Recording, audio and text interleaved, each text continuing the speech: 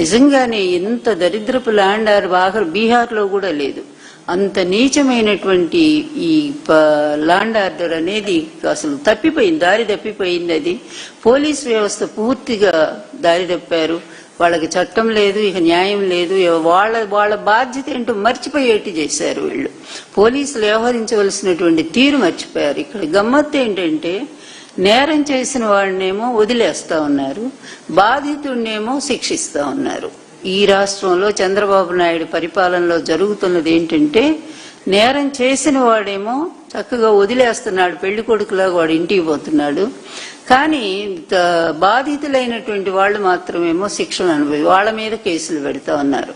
ఈ రోజు ప్రశ్నించినందుకేగా రావణ్ అనే అబ్బాయిని తీసుకొచ్చి హైదరాబాద్ నుంచి పట్టుకొచ్చారు. పవన్ కూడా అడుగుతున్నాం, పవన్ బాబు ఏమైనా నీకైనా ఆలోచన ఉందా? కొంచెం నీ మీద ఎంతో మంది ఆస్తులు పెట్టుకున్నారు, కనీసం ఈ చంద్రబాబు ఎవరికి న్యాయం చేయడు, నువ్వన్నా చేస్తావేమోనని. కానీ నువ్వు అంతకంటే మల్లన్న ఏదంటారు, అత్తడికంటే గనుడు ఆచంటే మల్లన్న అని ఇది కూడా ఒక సామెతే ఉంది. అందువల్ల అంతకంటే నువ్వు ఇంకా నీచంగా తయారైపోయావు. నువ్వేమో ఇష్టం వచ్చినట్టు తిట్లు తిడతావు మమ్మల్ని.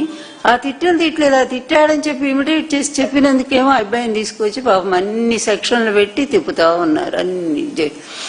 ఇది ఎక్కడి న్యాయం, ఎక్కడి ఇది ఒక రాక్షస పాలన లాగా లేదా? ముగ్గురును గూర్చిరా ముండదయ్యం అని చెప్పి శ్రీనాథుడు చెప్తాడు. ముగ్గురుని గూర్చిరా ముండదయ్యం. అందువల్ల ఆ దయ్యం సరైంది కాదు, అది ముండదయ్యం. అందుకని ఇలాంటి ముగ్గురిని రాష్ట్రం మీద వదిలేసి ఇష్టం వచ్చినట్టుగా ప్రజల ప్రాణాలు తీస్తా ఉంది, యువతను బలి పెడతా ఉంది. ఈ పోలీస్ వ్యవస్థ అనేటువంటి రాక్షసులను ముందు పెట్టి ఒక నిరంకుశమైనటువంటి పరిపాలన సాగిస్తా ఉంది. దీనివల్ల రాష్ట్రంలో ఏ ప్రజలు కూడా పాపం సంతోషంగా లేరు.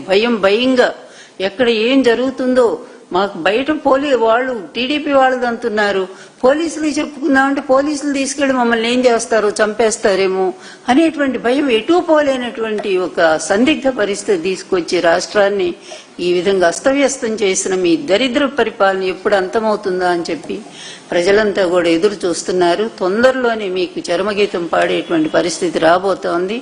ఆ తర్వాత మీరు ఎదుర్కోబోయేటువంటి కష్టాలను కూడా మీరు ఊహించుకోమని చెప్పి తెలియజేస్తా ఉన్నాము.